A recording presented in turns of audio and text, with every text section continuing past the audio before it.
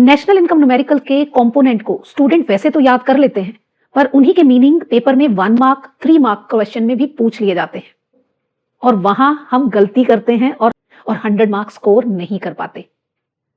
तो इसीलिए मैंने कुछ ऐसे ही क्वेश्चंस की सीरीज शुरू करी है जो स्टूडेंट्स को अनइम्पॉर्टेंट लगते हैं पर वो एग्जाम में पूछे जाते हैं। और आज हमारा एक ऐसा ही टॉपिक है, that is profit and it's components. ये टॉपिक आपको 1 मार्क 3 मार्क और नेशनल इनकम न्यूमेरिकल में एडजस्टमेंट की फॉर्म में आता है। Profit and it's components. Profit is the reward to the entrepreneur for his contribution to the production of goods and services.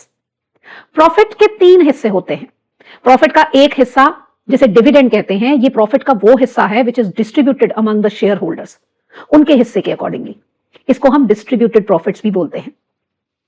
Corporate tax, ये profit का वो हिस्सा है which is paid to the government in the form of tax on profits. It is also known as profit tax और business tax. Third component of profit is retained earnings. It is that part of profit which is kept as reserve, जो companies अपने पास रख लेती हैं for further expansion of the business. और इन retained earnings को हम undistributed profits भी बोलते हैं, saving of private sector और reserves and surplus भी बोलते हैं। तो प्रॉफिट के 3 हिस्से हुए, dividend plus corporate tax plus retained earnings.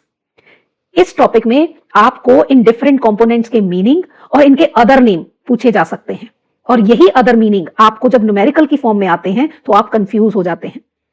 Dividend जो शेयर होल्डर्स में डिस्ट्रीब्यूट होता है, कॉर्पोरेट टैक्स जो गवर्नमेंट के पास चला जाता है टैक्स की फॉर्म में, एंड अनडिस्ट्रीब्यूटेड प्रॉफिट जो कंपनी के पास चला जाता है for further expansion of the business. इस वीडियो को एंड टाइम रिवीजन के लिए सेव कर लेना और इन क्वेश्चन के आंसर अपने आप को देना कि क्या आपको ये टॉपिक क्लियर हुआ।